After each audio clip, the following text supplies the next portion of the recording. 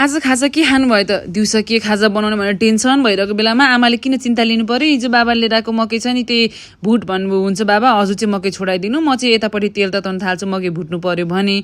अनि आमाले त यहाँ मकैको घोगाको घर बनाउँदै हुनुहुँदो रहेछ के गर्नुभएको आमा भने बच्चा बेलामा हामी यस्तै गर्थ्यौँ भनेर मलाई देखाउनु मलाई पनि एकछिन चाहिँ रमाइलो लाग्यो त्यसपछि तेल तातिसकेको रहेछ तेल तात्ने बित्तिकै मकै हालेर मैले यतापट्टि भुट्न थालेँ यो मकै चाहिँ हजुरहरूले काँचै नउसिनिकन भुट्दा हुन्छ है मेरो साथीले पनि सोधेको थियो उसिनेर भुट्ने हो कि यतिकै काँचै भनेर काँचै मजाले भुटिन्छ है त मिठो पनि हुन्छ क्रन्ची पनि हुन्छ त्यसपछि अलिकति तेल हालेर मजाले भुटिसकेपछि यतापट्टि मैले थोरै नुन पनि हालेँ नुन हालिसकेपछि अब झन् मजाले भुट्न थाल्ने हाई फ्लेम लो फ्लेम जुनमा भुट्दा पनि हुन्छ है आफूलाई कतिको समय छ हतार छ के छ अनि मजाले भुटिसक्यो मकै चाहिँ अलिकति तेल पनि बाँकी रहन्छ त्यही तेलमा फेरि अर्को घान बनाएँ फेरि यतापट्टि दाजु भाइ सबैजना हुनुहुन्छ सबैको लागि बनाउन थालेँ मेरो लागि पनि मलाई अलिकति बनाउँदै गाह्रो भएर ल बाबा हजुरले बनाइदिनु भनेर बाबालाई पनि बनाउने एकछिन साथी मागेँ त्यसपछि यतापट्टि भने चिया पनि बनाएँ चिया र मकै आजको खाजा हामीले खायौँ हजुरहरूले चाहिँ के खानुभयो कमेन्ट गर्नु है त।